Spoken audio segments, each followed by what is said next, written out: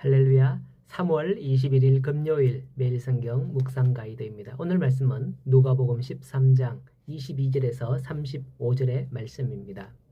요즘 시골에 가면 빈집들이 참으로 많다고 합니다. 일부 지자체에서는 인구 감소로 인한 정책의 일환으로 그 동네로 이주하는 분에게 집을 무료로 제공하는 등의 정책을 펼치고 있다라는 뉴스를 보기도 했습니다. 가끔 그런 어떤 집들은 완전 옛날 주택이기도 한데요. 저도 시골에서 자랐기 때문에 옛날 주택이 어떤 집인지 잘 알아요. 옛날 주택 보면 문 구조가 들어가는 출입구가 굉장히 낮아서 이렇게 엎드려야 들어갈 수 있는 양쪽으로 이렇게 여닫이 문, 그런 집들이 많이 있죠. 문이 그렇게 낮은 거는 사실 잘못 지은 게 아니라 위쪽에 뜨거운 공기가 위로 올라가잖아요. 뜨거운 공기가 바깥으로 나가지 못하도록 단열을 위해서 낮춘 것이죠. 여러분이 찜질방 같은 데 들어가 보셨잖아요. 그죠? 찜질방 같은 데 들어가면 문들이 낮잖아요. 좌우지간 그런 집들은 들어가며 나오며 자동으로 인사하니 참 얼마나 겸손할까 싶습니다. 자, 이런 걸 아는 분들은 오늘 말씀의 좁은 문으로 들어가라 라는 말씀은 조금 이해할 수 있을 듯 합니다. 이런 걸 보거나 경험하지 못한 분들은 문을 크게 달지 왜 이렇게 작게 달았어? 하면서 불평을 하거나 굳이 왜 좁은 문으로 들어가야 해? 라는 그런 생각을 하죠. 자, 오늘 이 좁은 문으로 말씀이 시작되고 있는데요. 좁은 문으로 들어갈 곳은 바로 천국으로 향하는 길입니다. 어제의 마지막 말씀에 천국에 관한 두 가지의 비유가 나왔었는데요. 그게 바로 이 좁은 문으로 들어가야 이루어지는 천국인 거죠. 하지만 많은 사람들은 넓은 문, 넓은 길을 놔두고 왜 굳이 좁은 길, 좁은 문으로 가야 하는지 모르겠다며 좁은 문으로 들어가는 사람에 대해서 핀잔을 놓기도 합니다. 하지만 이건 예수님의 말씀인 거예요. 24절에 좁은 문으로 들어가기를 힘쓰라 라고 말씀을 했거든요. 명령어죠. 들어가기를 구해도 못하는 자가 많으니라 라고 말씀을 하는 거예요. 자, 그렇다면 천국 가는 문이 좁은 문인가? 하는 그런 의문이 생기는데요. 사실은 문이나 길이 좁은 길, 좁은 문은 아니에요. 이건 비유인 거죠. 바리새인 서기관들은 이러한 좁은 길, 좁은 문이 아닌 대로변이나 광장, 시장 어귀에 서서 큰 소리로 가르치고 전파하는 그런 풍속이 있었습니다. 그들은 사람이 많은 큰 도로, 큰 문을 찾지 사람이 없는 뒷골목, 작은 문을 찾지 않는 거예요. 이 말씀을 드리다 보니 어디서 많이 보는 풍경이죠. 요즘 우리나라의 한 부류의 사람들을 보는 그런 듯한 마음이 들어서 씁쓸하긴 합니다. 자, 그러나 천국문은 그 좁은 문 끝에 있는 줄을 압니다.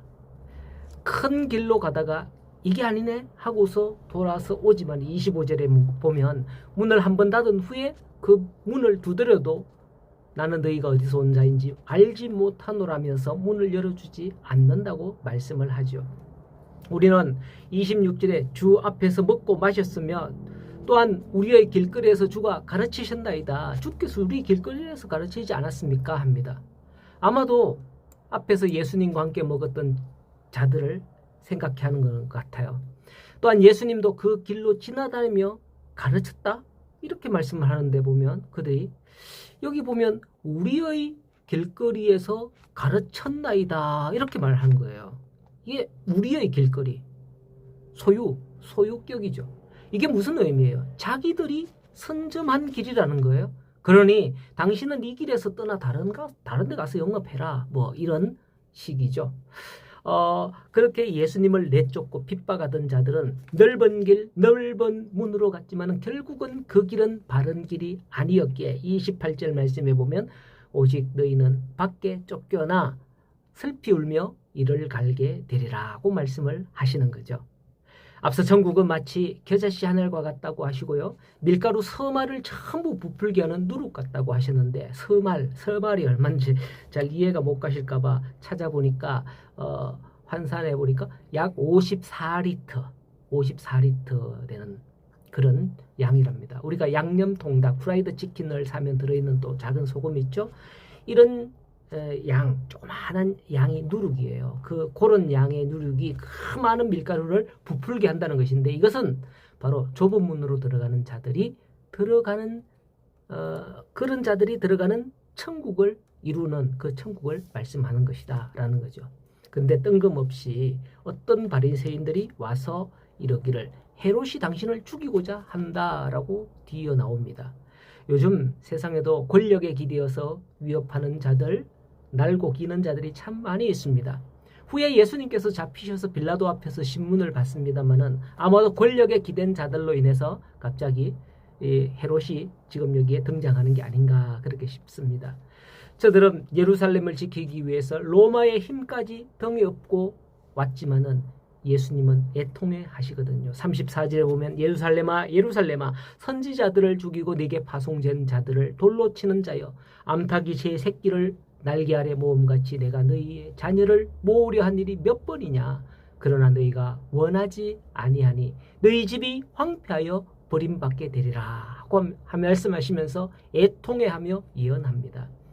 저는 이런 말씀을 대할 때 참 오늘 이 시대의 상황도 굉장히 우려가 돼요. 사실은 요즘 뉴스에 보면 그렇지 않습니까?